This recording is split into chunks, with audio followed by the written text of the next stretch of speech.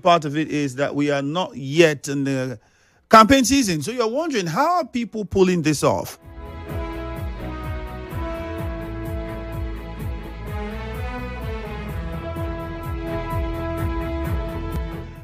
Just yesterday, there was a video circulating online. The billionaire from Zenko, Kubana chief priest, already branding buses. Buses were coming in.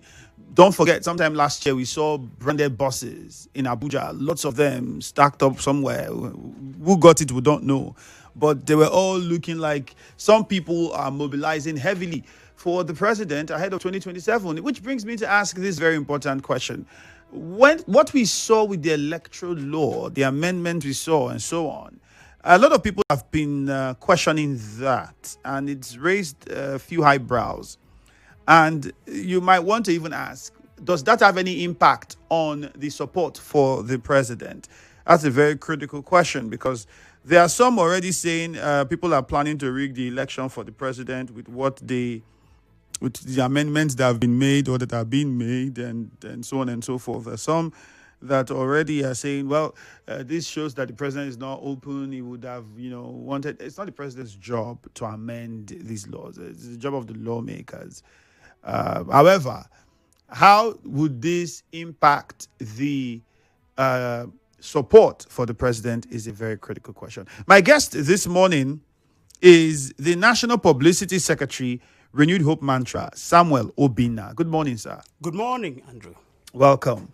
Renewed Hope Mantra, that's a new one. Oh. Let's start with that one, because I've heard Renewed Hope Ambassadors. Renewed Hope was another one. And now I'm hearing Renewed Hope Mantra. So before we get into the details, is this a new movement? Is this an APC movement, or what is this about? All right. Thank you, Andrew. Good morning, Nigeria. First, it's a new one. Fine. But we have no specific affiliation with the APC. Yes, our affiliation with the APC as at now is solely dependent on the fact that we are a support group for the president. And the president is a member of the party. And so whatever we do now is going to be coming from the channels of support group for APC's candidate, Bola Ahmed Tinubu. Okay. So in other words, you are working for the president. The president is who you are supporting. But by affiliation now, it would have to spill over to the APC. Of course. But it doesn't mean that you're mobilizing or supporting any other candidates of the APC for any other position. Our major focus is just the is on the president. Yes. Well, how do you then deal with the president's position that the political leader in Rivers State is the FCT minister, is the one in charge of anything that concerns mobilization and support for the president in Rivers State? Is the FCT minister a part of this new movement? You are asking two questions in one statement, and I'm going to take it bit by bit. Now, first, how do we deal with the president's pronouncement? Now, there are technicalities when it comes to political leadership. First, Andrew, we must establish the fact that there is no business in between politics and emotional sentiments. In the corridor and parlors of politics, we call power what power is. Okay. Yeah, we take leadership by capacity. Who can do what and who can deliver. So if the president has said, look, FCT, you are the leader at this moment, it simply means that he has portrayed some leadership capacity that has earned him that what do you call it now? That position. That title, yeah. You get the point. Now, that is for that. Now, dealing with the second part of what you said, which, can you remind me? Which is now this movement, is he a part of it? Is he aware of it? Because in his tours, thank you tours, and when he even came to inaugurate the Renewed Hope Ambassadors Secretariat and so on and so forth, this is the only... They are the ones in charge for galvanizing for the support for the president. So if there's another Renewed Hope movement called Renewed Hope Mantra, many would think that, okay, is he aware? Does he know? Does he approve? Are you working together? Andrew, there is no isolation here. I know years back, I used to have a T-shirt, and on that T-shirt it was written, "Together in difference would make our destiny." Do you understand? Now, asking if the FCT minister is aware. Yes, he is. Yeah, because Our national convener, as we speak, as of today, is a Rivers person. And who is that? And that is Honorable Aziz Nwankwo. He's a Rivers person. Do you understand that? And that aside, one of our major patrons is Chief Nelson Wike, who is a relative to the city minister. So we are not playing an underground thing. We are trying to see how we can put in energy to help what is already existing. Yeah. So in other words, basically everybody is on the same page. Of course. That's what we want to get clear. The reason I'm asking is so we don't have a situation tomorrow where we now have issues within the support group of the president, and you have some people saying they are the ones, they are the spearheads, they are the face, and these people are not, and that people are not. No. Which is something we thought was going to, or was already happening. No. In the first place, we are duly registered. That you must know. We are duly registered as a distinctive group. Okay. Yes. Which brings me to my next question. These groups, support groups, and all that are galvanizing for the president. I was just talking about how you see Cubana chief priest, Obi Cubana, the billionaire, Zenko, and some other people from the Southeast also doing the same thing. They are already. It's not even close to campaign season. It's not even anything. I can't remember INEC even making an announcement of a timetable or anything. So what then is spurring this? What's the idea behind it? yeah, just on the side. Let's understand, because we usually see these sort of things, close to when it's campaign season. It doesn't look like that now. In fact, this started sometime from last year, even before. We started having people put up some very sneaky billboards and all sorts. Well, Andrew, you must also understand that there is right to association in this society in the first place. We have not started campaign as it were. But then there is always a preparation towards a campaign. I don't know if I'm making sense here. There's always a preparation, and that's what we are doing. We're trying to put the 1 and 2 together so that when we get to 3, it will be complete. And that's what exactly we are doing now. So the job at hand, how do you intend to get young people, especially because a lot of them don't seem to be very interested or don't have the president on their good side? Let me put it that way. There are many young people who don't. And for those who do, people think that, they are benefiting someone thing or the other, or is based on ethnic lines or party lines. That's why. I'm talking of the average young person who is not in a political party at all. Most of them seem not to be very interested in what the president has to offer. In fact, for them, he's already been labeled the worst president in the history of the country so far. Well, if he has been labeled so, then that's the opinion of whoever has done that. As far as the society is concerned, no one can have one particular opinion from everyone. People are vulnerable to their own thoughts. People have the responsibility to think the way they feel. But at the same time, let me still get back to the question and answer it clearly, just so I don't leave anything untouched. When you say, how do we want to get these young people along? I'm trying to understand what you mean, Andrew. Because if you are a group that you say, a support group for the president. Of course. It means you need to galvanize, right? That's true. Okay. And in trying to galvanize, you talk to people, right? Yeah, sure. So there are many people who don't want to hear that slogan, renewed hope. Yeah, I don't know if I'm saying something you are, out of yeah, place. you are correct. If you are on the streets of this country, you know that there are people that don't want to hear it. You are correct. And these are people that you would meet. You would meet them. You would have conversations with them. So, and many of them are young people. A lot of the young people, the youths, don't want to hear it. And you can tell from how they voiced out their displeasure with what the assembly is doing with the electoral law, which also now is a concern because of how they eventually tried to still mend it and not really give people what they were asking for, which people think is also could dampen or have some sort of negative impact on the perception of the people have of the president. Well, Andrew, let's establish this. What you are saying is a representation of the opinion of a part of the society and not that of the society in general, to start with. In this same environment where we are having agitations and indifference attitudes, we still have people who have the ability to foresee the tendencies of good governance, at least by evidence of a few things that have been done by the president in Nigeria as we speak. That being said, let me also make you understand, Andrew, that if you come to Renewed Hope Pantra, all of the national leaders and the state leaders we have, because we are structured in the national and the state level, you must know. If you come to the national level, at least our national convener, Honorable Aziz, is not even an old man. He's a young person. It will shock you to know that he's in his mid-30s. I am the publicity secretary. I am in my mid-30s. We have other people at the state level who are still young people. That's on one side. On the other side, not too long ago, we visited a group in Eche, to be precise. And in that meeting, we convened widows.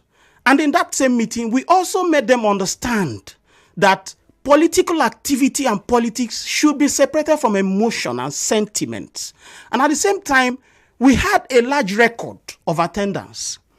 Again, we also had a converge of young members of the Boys Brigade, where we recorded about 300 of them converging in an Anglican church. You know, these are still citizens of Nigeria and young people. You know, everyone does not have the same thinking ability.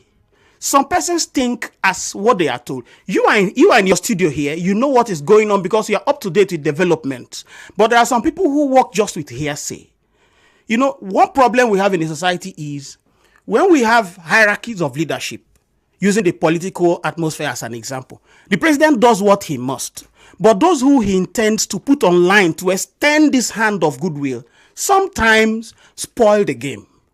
And at the end of the day, it falls back to the president. I'm not trying to put up a defense for the president here, but I'm trying to make you understand that basically not everything that happens you will say it's the president's fault. It's not. The president is doing his bit. Hold it there. Let's just go on a short break and come back and we continue. I'm pretty sure there are many who have questions to ask you as well. Stay with us, Nigeria Info.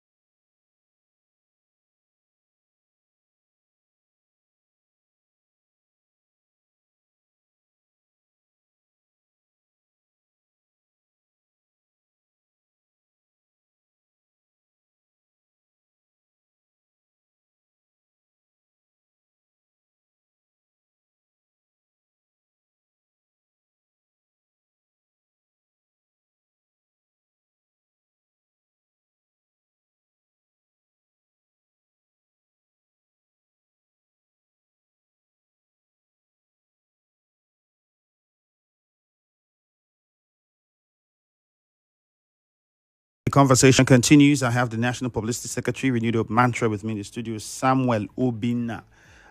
He's been talking about how this movement is also working with the FCT minister. There's no difference. So you heard his reaction about the president labeling the FCT minister political leader in Rivers State. And he also thinks that a lot of young people have some affection for the president, even though there are many others who don't.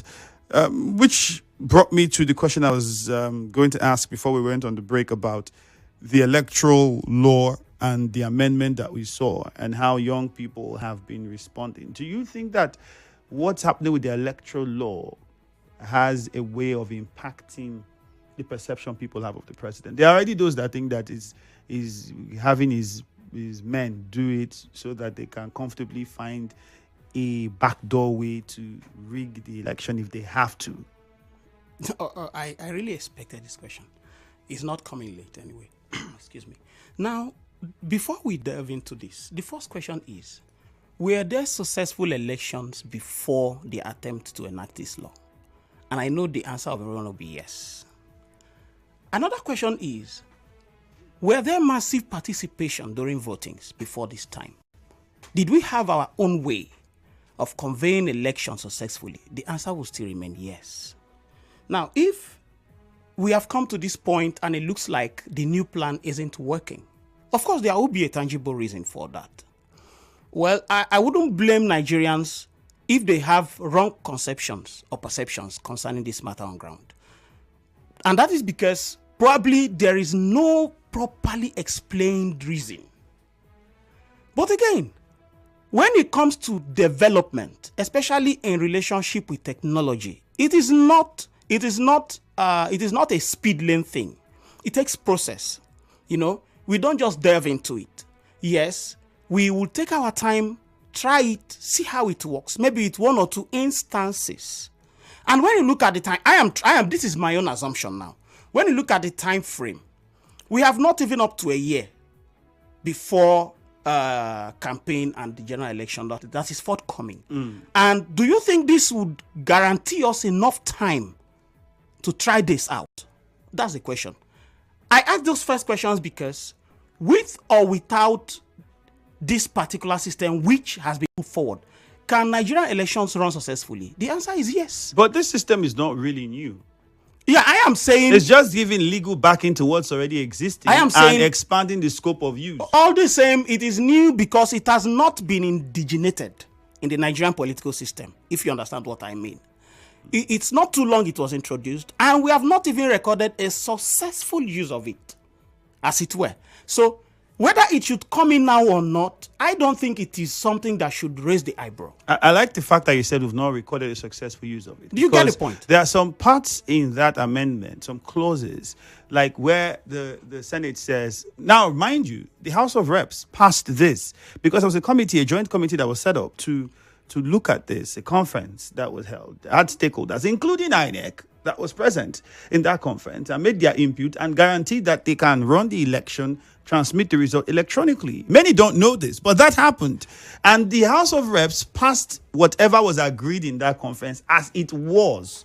They did not edit or remove anything, which included the transmission of votes electronically, voting using the BVAS machine, and so on, accreditation using the BVAS machine. But when it got to the Senate, it says, okay, the voting tool now is the BVAS. The accreditation tool must be the BVAS, mandatory. INEC doesn't have the option to pick anything else. But when it came to transmitting the vote, even just with its emergency sitting, it still said, in place there is no network, then INEC has the powers to decide how it's going to do it. Which brought me to think, it is that same BVAS machine that you said is mandatory to vote and mandatory to do accreditation. How come the network would not affect it that time, but it would affect it when you have to transmit votes electronically? Then you say if there is a network issue, you don't make it mandatory. When it comes to voting and accreditation and then transmission of results, these are three different things. But the same service. It's Yes. the same network. Why I said there are three different things is because when it comes to transmission is very sensitive. If there is any network hitch and there is a delay, there could be some anomalies in the results. Is there an anomaly if you take a picture with your phone and you send to me on WhatsApp, but there's no network and I didn't get it and I got it later? Does it alter the content of the picture? Don't you think it will subject the outcome to some kind of doubts? If that's the case, how come that network interference doesn't happen when you're accrediting? Because you could be accrediting me and then there's a network problem. And then he comes out and say, "Oh, I was not accredited, maybe because of the network." What happens with that? Well, Andrew, what I'm trying, that's why I said I picked the transmission level specifically. If there is a network hitch for accreditation or for voting, that can be managed, at least within the time allotted. But when it happens in area of transmission, it becomes a challenge. It can also be managed, except you're saying that problem could last for 24 hours. INEC, on the other hand, doesn't agree because INEC was part of that conference and they agreed that they can do this. Yeah, INEC could agree. Andrew, let me tell you something. When it comes to issues of technology, technology is a brother of science. Now, from what I know, in the science world, things are not just said. They are first reasoned, calculated, put into experiment. Do you understand my point? Before we can then say this can work or not. But haven't we experimented this? I mean, remember we started with card readers. Yeah, we have. And then we came to beavers. To the point of transmission. And remember Atiku, and we even had IREF. Atiku even went to court with that. Andrew, I'm aware. For the back-end server. But the only reason that was not admissible in court was because these at the time were not constitutionally backed. I'm aware. Now, So, I am asking, has this been done to the point of transmission? Yes.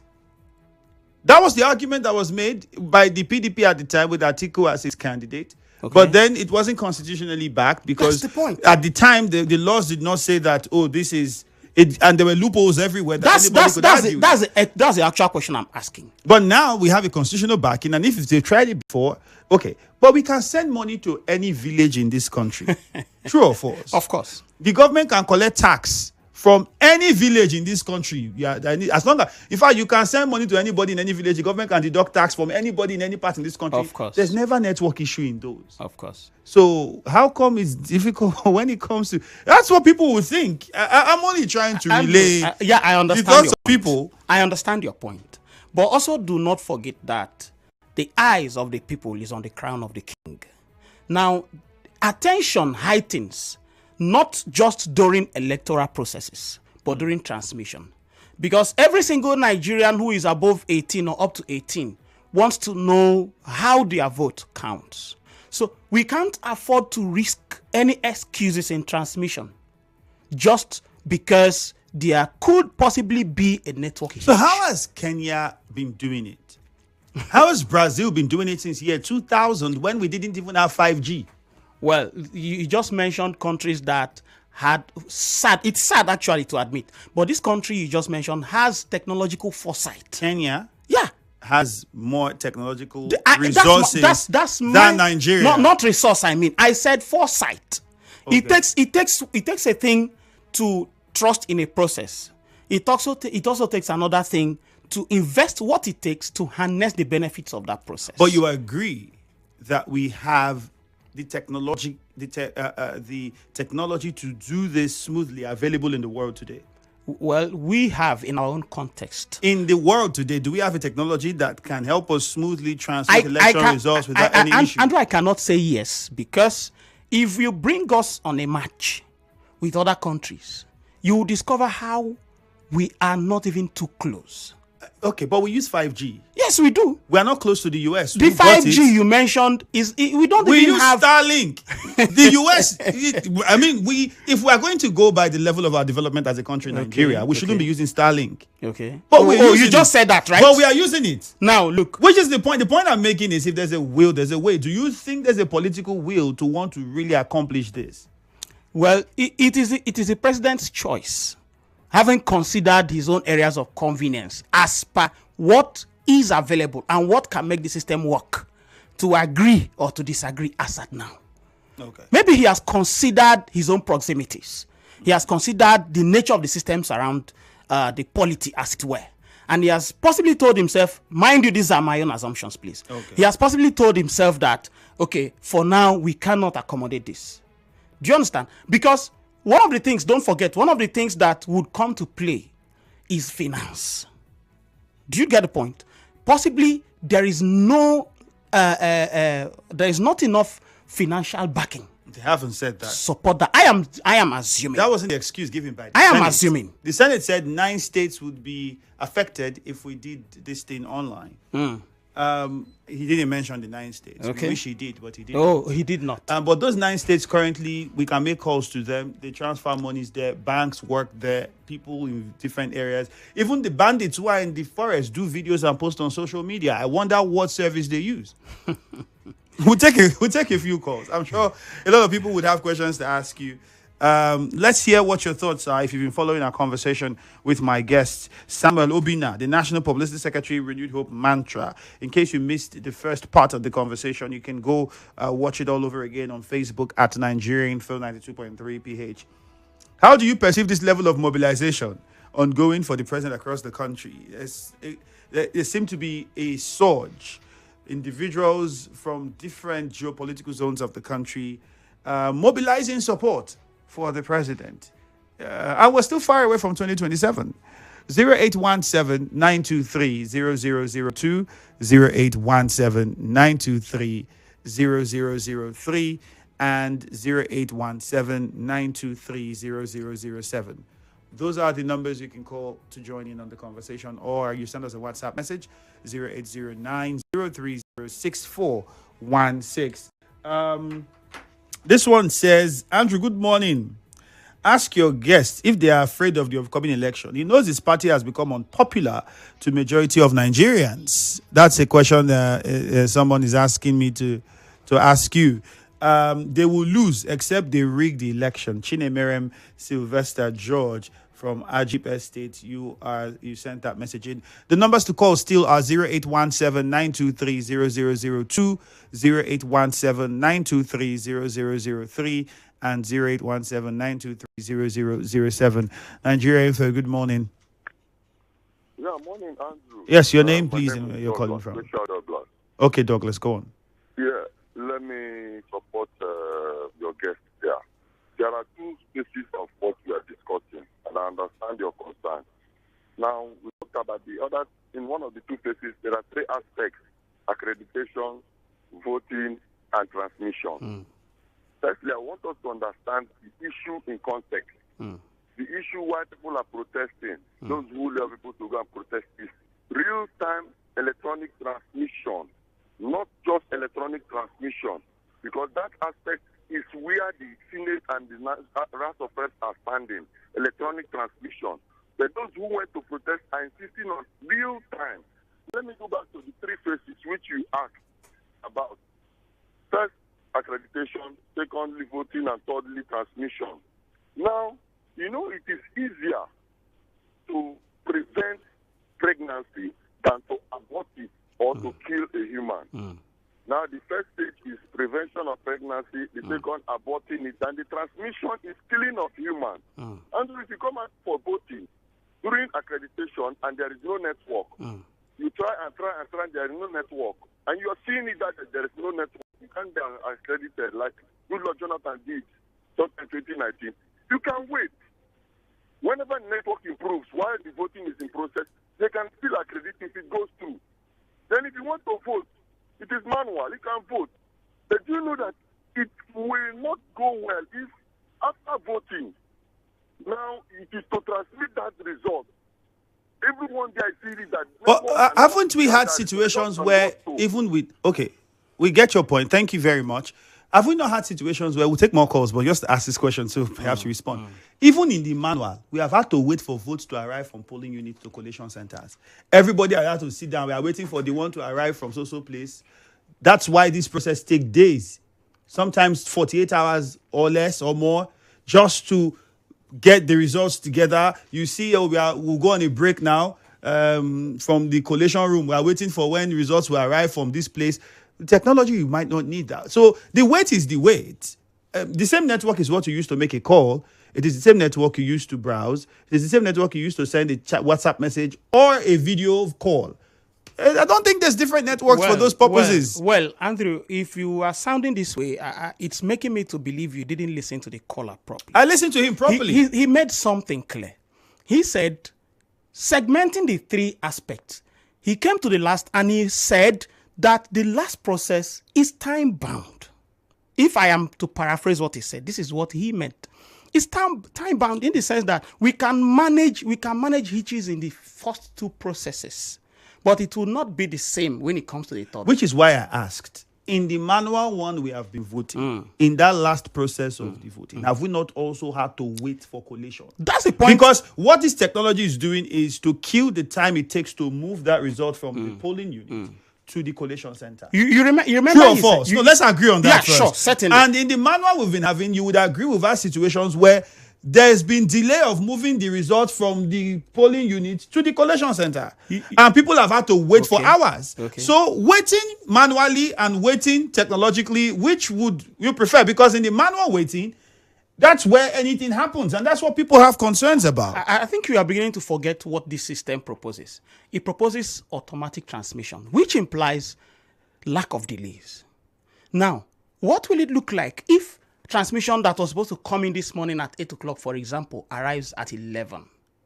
You know the level of gullibility, sorry to say, in a particular aspect of this society, where people work more on assumption and hearsay. There's going to be that quick assumption that the results have been tailored, we already have that assumption. We already have those assumptions with the manual process. If it happens, even in this other process, it therefore means that the process has failed. But INEC says it is possible that will be better than the manual. They said it themselves. Let's go to Obed in Ada George. Okay, Magnus in Mount 3, good morning. Good morning to you. Yes, good morning. Very special greetings to your guests in the studio. Oh, good morning, First, sir. I want to appreciate him and his group for coming up with supporting Mr. President come 2027. However, I want to say that prior to the 2023 general election, there were other groups who came up, the Tinubu John agenda and other groups who supported Mr. President, and they were all galvanizing support, just like he is doing today. And we discovered that at the end of that general election, the people who contributed and made sure Mr. President was elected were not carried along. I want to ask him this morning again, how is he sure that after everything, if by God's grace Mr. President wins election 2027, how is he sure that these people he is calling today, he is mobilizing from village to village, how is he sure that they are going to be carried along in the scheme of things to make sure that their little effort they contributed will not be in vain, rather they will benefit one thing or the other? Let him just say one or two things for Sunday. How are you going to galvanize and make sure that... All right, we'll come to that. Let's just take Terry from Rukwoku and then Douglas from GRE before we wrap up with my guest response. Terry, good morning. Yes, good morning, Andrew. Yeah. And good morning to your guests. Yeah, good morning.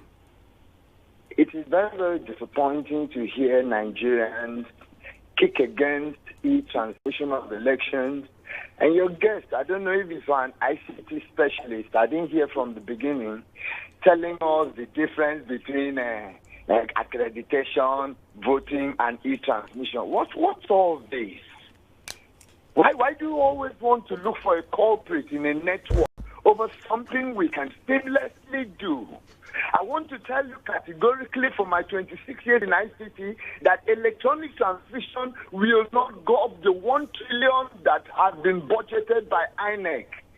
Half of it can do the job. It would be more simple to do it than moving vehicles and logistics here and there everywhere. As a matter of fact, election can be concluded before 12 in the afternoon. Why are we making it look like rocket science? Look at the disgrace. Governors has disgraced all other governors who made it look as if governance is someone from the moon that will come and govern us. Look at what in Abia State. There is no what we call political will. It's fear. Right from the time INEC is talking about this thing and people are looking for a way to make things simple, nobody that is supporting the president has supported the e-transmission. So what's their fear? People call it political will. What are they afraid of? You have the police, you have the army, you have everybody, you have all the Renew Hope everywhere scattered all over. Why can't you accept that there should be a free and fair election? Because only e-transmission, real time can happen. We shouldn't be talking about network. What are we talking about network? Thank you, This is Terry. very disturbing. Thank you, Terry. Let's hear from Douglas and GRA quickly. Douglas. Quickly, let me conclude. Network cut me off. See, what I was saying, the last aspect is the most important.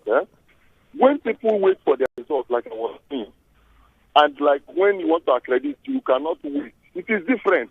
There are people who have voted, who are expecting the results to come in. The network is holding their results. That is why the state made open that space for any other form of transmission. All right, Douglas, we have to cut it there. Thank you. Let's come to your response. Just add this message. Golden says it is obvious that the ruling party is afraid, avoiding real-time electronic of election results. Okay, that's Golden. Nigeria needs free, fair, and credible election. Okay, let me fall back to the WhatsApp message. I'm really concerned about that. And I'm going to talk about it because Nigerians have narrowed politics to political parties. The first person said his party. It should be made known. I am not a member of the APC in the first place. Now, I am just one of those few Nigerians who have been able to deal with emotions and sentiment. And I've seen prospects, irrespective of what people are thinking. That being established, I'll leave that to that. Now, the second caller was asking, how am I sure? Let me just paraphrase. How I am sure I will be remembered. This is the problem we have in politics as far as Nigeria is concerned. People just play around for what they will get. Nobody is actually concerned about good reforms. So if the president remains and secures a second tenure, and we now begin to see the dividends of good governance, it will surely spill to everyone, not just me who is speaking. So I am not just speaking for my own self. I'm speaking for everyone who have the foresight to understand that good governance is not about the now result. It's about the outcome of the 1 and 2s put together. All right. Okay. Yeah. Then the ICT person who was talking about transmission. Yeah, I give it to you. You are an authority in that field. Fine. But then you must agree with me that, number one, the ICT and the internet is man-made and could have its own challenges. You cannot speak about the internet as if it is the almighty. It could have faults. Okay. It could have faults, it could have challenges, it could have hitches at some point. Which is why we are saying, if Nigeria is expecting transmission, then it is transmission. We don't want a situation where we would accept transmission and still have excuses until we are sure that we have all it takes to do this. But the transmission that we even practice outside the world, there are some that still come up with excuses. It doesn't mean they stop because the manual still has its excuses. Well, yeah, fine. But it's worse. Fine, it does. It's worse compared to digital. Do we have the ability to manage these problems as they do? My friend, if we have the ability to have a Lamborghini on the streets of this country, then if we are willing, we should have the ability to manage what needs to be managed. That's how much you can take, Mr. Obinna. All right. We have a commercial now. Thank you very much for your time. All right. Help Port Harcourt is next.